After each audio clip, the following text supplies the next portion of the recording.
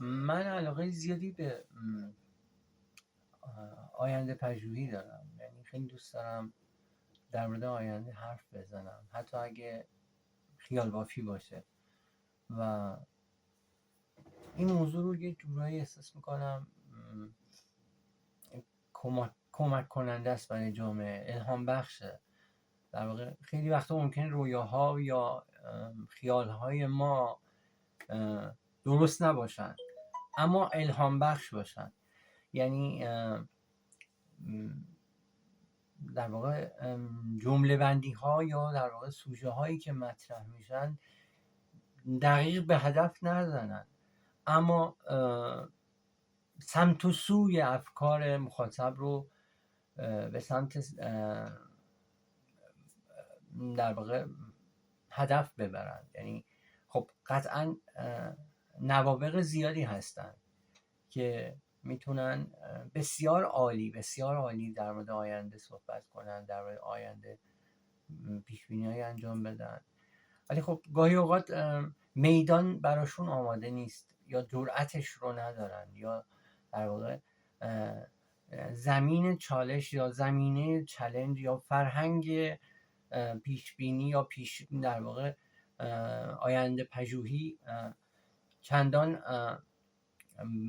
بستر گسترده‌ای چون نداره یا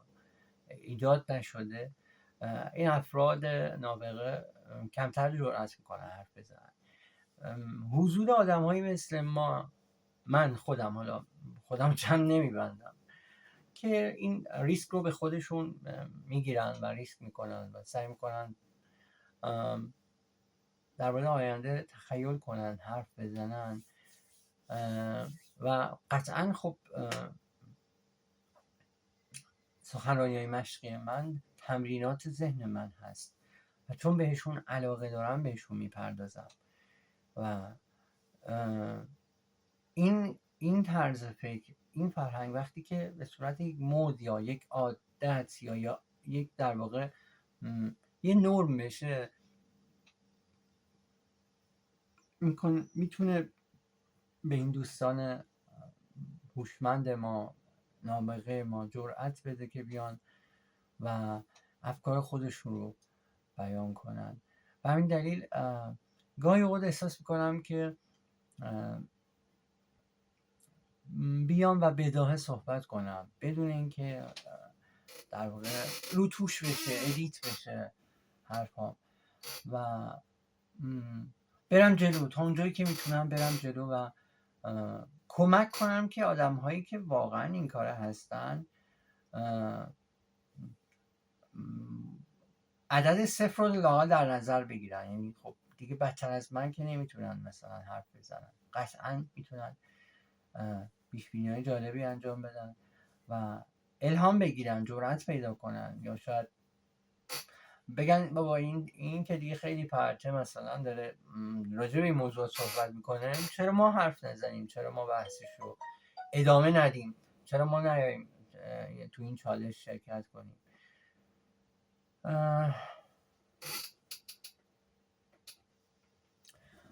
یکی از پیشبینی‌های من از آینده اینه که گزینه‌ای به چت‌های هوشمند اضافه میشه به نام add same people with same interest. یعنی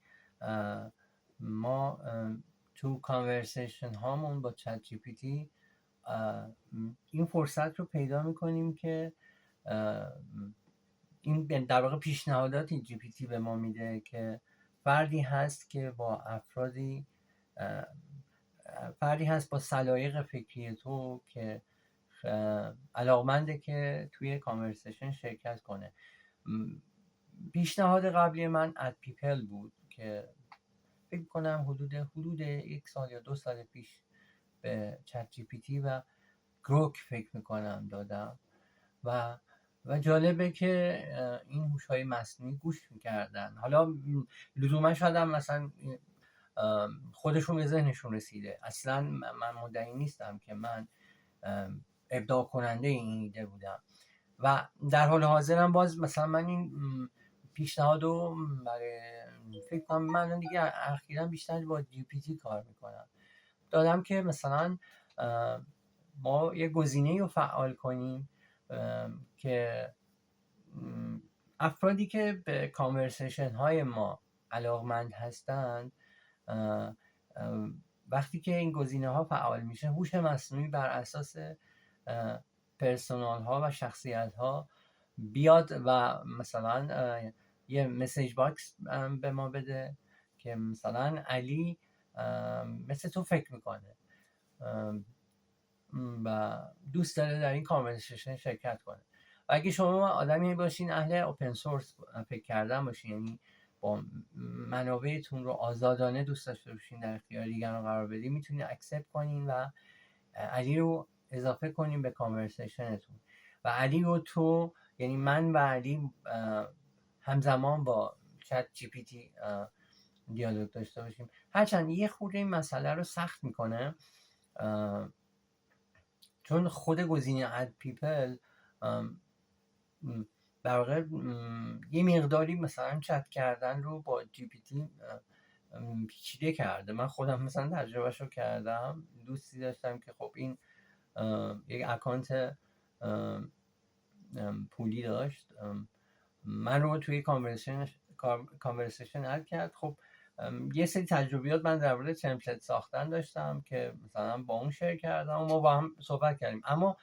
این در واقع از شناخت قبلی بود. ولی من فکر کنم در آینده ما میتونیم این گزینه رو فعال کنیم که آیا دوست داریم افرادی با سلیقه مشترک ما وارد کانورسیشن بشن و اینوایت بشن توسط جی پی تی، و اگه دو طرف علاقمند باشن یا چند نفر علاقمند باشن میتونن وارد دیالوگ بشن و جی پی تی حالا مثل مترجم یا خلاصه کننده یا در واقع حکم جلسه وارد بحث بشه. یکی از پیش بینی‌هایی که دوست داشتم مطرحش کنم این هستش